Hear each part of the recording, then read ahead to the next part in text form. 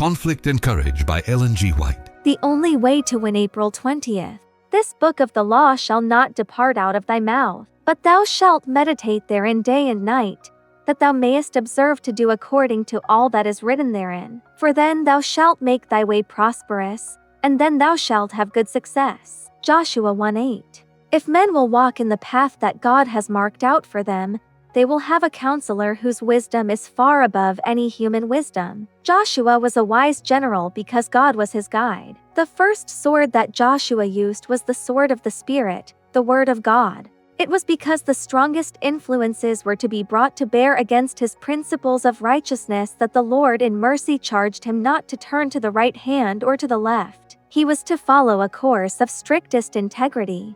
If there had been no peril before Joshua, God would not over and over again have charged him to be of good courage. But amid all his cares, Joshua had his God to guide him. There is no greater deception than for man to suppose that in any difficulty he can find a better guide than God, a wiser counselor in any emergency, a stronger defense under any circumstance. The Lord has a great work to be done in our world. To every man he has given his work for man to do. But man is not to make man his guide, lest he be led astray. This is always and safe. While Bible religion embodies the principles of activity and service, at the same time there is the necessity of asking for wisdom daily from the source of all wisdom. What was Joshua's victory? Thou shalt meditate upon the word of God day and night. The word of the Lord came to Joshua just before he passed over Jordan. This was the secret of Joshua's victory. He made God his guide.